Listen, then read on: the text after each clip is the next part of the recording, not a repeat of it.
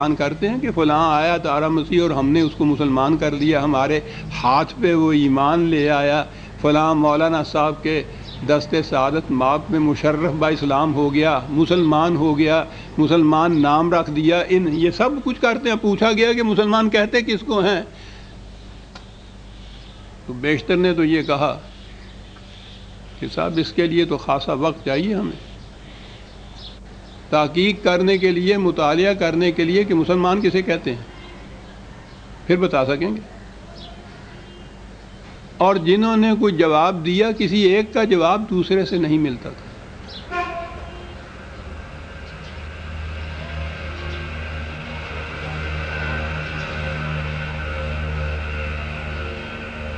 اب بھی ان میں سے دو مختلف فرقوں کے حضرات سے پوچھ کے دیکھ لیجئے آپ، دیکھیے کیا جواب ملتا ہے۔ بھانت بھانت کی بولیاں بولی جائیں گی۔ مسلمان کسے کہتے ہیں؟ تو یہ جو چیز ہے، قرآن نے جو معیار بتایا ہے کہ یہ کہنے کا حق اسی کو پہنچتا ہے کہ میں ایمان لے آیا ہوں جس کے دل کی گہرائیوں میں ایمان اتر چکا ہو۔ ایمان تو کہتے ہی اسی کو ہیں۔ قلب و دماغ کی پوری رضامندی اور اطمینان کے ساتھ علی وجہ البصیرت دلائل و برہان کی روح سے یہ جو دعاوی ہیں قرآن کے، ان کو صحیح تسلیم کرنا، اور ایسا تسلیم کرنا کہ پھر یوں ہی یہ دل سے نہ نکل جائے، اس کی گہرائیوں میں اتر چکا ہوا ہو۔ وَلَمَّا يَدْخُلُ الْإِيمَانَ ایمان فی قلوبکم، کہا اب اس کے بعد اگلی بات ہے مومن ہونے کے لیے، وَإِن تُطِيعُوا اللَّهَ وَرَسُولَهُ لَا يَلِتْكُم مِّنْ أَعْمَالِكُمْ شَيْئًا إِنَّ اللَّهَ غَفُورٌ رَحِيمٌ۔ باقی رہا یہ کہ صاحب اسی حالت میں اب جب ہم سے کہا جا رہا ہے کہ ہم اپنے آپ کو مومن نام بھی کہیں، اب یہ جتنے یہ اعمال ہیں، یہ جتنے احکام ہیں، ان کی ہم اطاعت اگر کرتے رہیں تو پھر کیا ہوگا کہ وہ سب ضائع جائیں گے؟ کہا یہ بات نہیں ہے، ان کے اجر میں کوئی کمی نہیں کی جائے گی،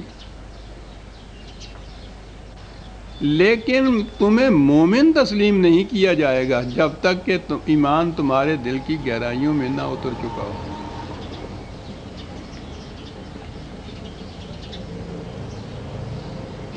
تو یہ تو قیامت تک کے لیے ایک معیار قائم ہو گیا ایمان کا۔ یہ تھے وہ اعراب۔ یہ دل کی گہرائیوں میں جو نہیں اترا تھا ایمان، اس کا نتیجہ کیا تھا؟ وہی چیز جو منافقین کے متعلق قرآن نے کہی ہے نا، وہ یہی لوگ تھے۔ حدیبیہ کا واقعہ میں نے عرض کیا کہ بڑا اہم اور بڑا نازک تھا اس دور کی تاریخ میں۔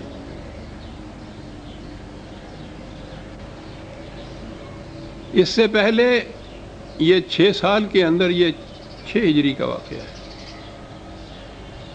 مسلسل لڑائیاں ہوتی رہیں قریش کے ساتھ، لیکن وہی ہجوم کر کے آتے تھے، مدافعانہ جنگیں کہیے ان کی، یہ باہر نکل کے مکے تک نہیں پہنچے تھے۔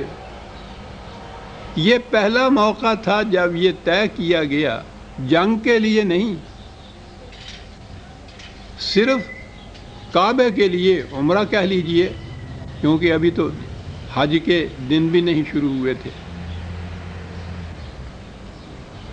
یہ اس مقصد کے لیے گئے تھے، ان سے کہہ دیا تھا کہ ہم صرف اس مقصد کے لیے آ رہے ہیں، اور اس مقصد کے لیے تو کعبہ یا مکہ جسے اوپن سٹی کہتے ہیں آپ، اس ساری دنیا کے لوگ، تمام قبائل، تمام عرب، وہ وہاں آتے تھے، جاتے تھے، ہجوم رہتا تھا، میلے لگتے تھے، اور پھر حج کے دنوں میں تو پوچھو ہی نہ کہ کتنی بڑی جمعیت وہاں ہوتی تھی۔ قریش کی تو سیادت اور امارت قائم ہی اسی بنا پر تھی۔ تو آپ نے یہ کہلا بھیجا کہ ہم اس مقصد کے لیے آ رہے ہیں۔ 1400 کے قریب صحابہ آپ کے ہمراہ تھے، جنگ کی کوئی بات نہیں تھی، تو روانہ ہو رہے تھے مکے سے۔ تو جن کے دلوں میں ایمان اتر چکا ہوا تھا، ان کو تو اس سے بڑی خوشی تھی کہ ایک تو کعبے کی زیارت ہوگی، پھر نبی اکرم صلی اللہ علیہ وسلم کے زیر قیادت اس قسم کا باسعادت سفر، پوچھی نہیں ان کی خوشی کا ٹھکانہ کیا تھا. لیکن یہ جو عرب تھے ان کے دل میں یہ کھٹکا تھا کہ وہ قریش تو یہاں بیٹھے ہوئے چین نہیں لینے دیتے ہم لوگوں کو، اور اب یہ فیصلہ ہے کہ ان کے گھر چلے چلے. تو ان کے ذہن میں تھا کہ وہاں تو وہ بھون کے رکھ دیں گے ہمیں. چنانچہ یہ ساتھ نہیں گئے.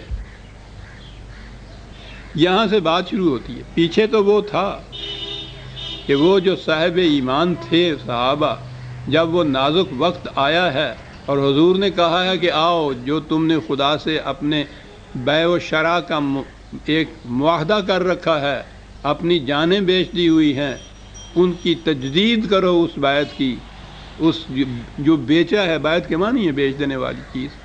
جو کچھ تم نے بیچا ہے اس کی تجدید کرو، تصویب کرو، توثیق کرو، کنفرم کرو، کیونکہ وقت آ گیا ہے اس کے پورا کرنے کا، اس عہد نامہ کے. اور وہاں یہ بیعت رضوان جسے کہتے ہیں، وہاں یہ بیعت لی گئی تھی، تجدید کہیے نا اس بیع کے معاہدے کی. اور اس کی اہمیت یہ تھی کہ کہاں یہ گیا کہ رسول یہ آتے ہیں تیرے ہاتھ پر ہاتھ رکھ کے یہ بیعت کی توثیق کرتے ہیں. ان سے کہو کہ ان کے ہاتھ کے اوپر تمہارا ہاتھ نہیں خدا کا ہاتھ ہے. یہ تھی اہمیت اس بیعت کی. اور اس میں ایسے موقع کے اوپر یہ جو تھے یہ پیچھے رہے. انہوں نے کہا کہ وہاں جا کے تو خام خواہ اپنے آپ کو شیر کے غار میں پھینکنے والی بات ہے، وہاں سے تو بچ کے نہیں آ سکتے ہم. نہیں گئے ساتھ. اب دیکھا کہ وہ جو کہا تھا کہ تمہارے دل کی گہرائیوں میں ایمان نہیں اترا، کس طرح اس کے مظاہرے ہو رہے ہیں عمل کے وقت میں.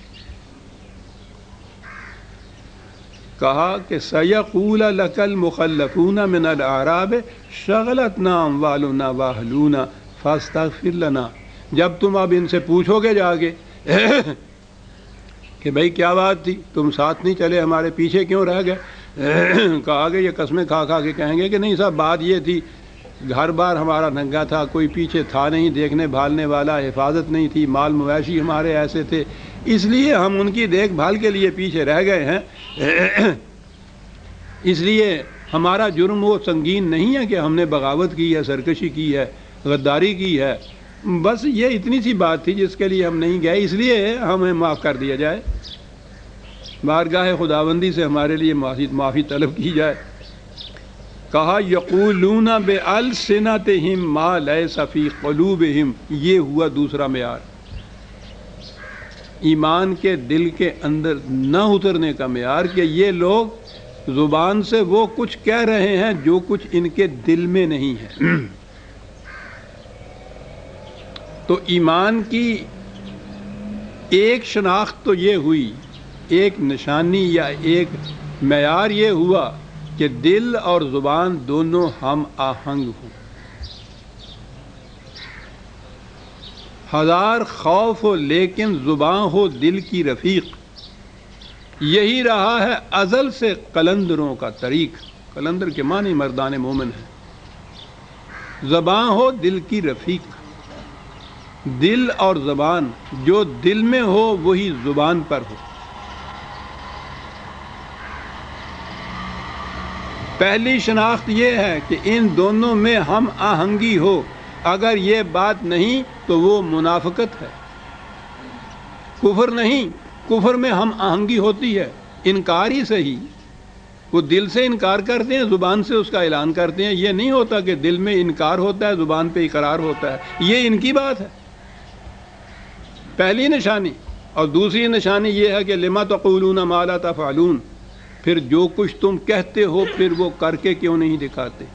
یعنی قول اور عمل کی ہم آہنگی. تو ایمان کی لڑی یوں ہوئی کہ قلب اور زبان کی ہم آہنگی، اور جو زبان سے کہا جائے اس کی، اور عمل کی یک رنگی. یوں ہوا، یہ ہوئے مردان مومن، جو دل میں وہ زبان پہ جو کہا ہے وہ کر کے دکھایا. غور فرمایا عزیزہ نے من اس آئینے کو آپ نے. دونوں چیزیں یہاں آ گئی.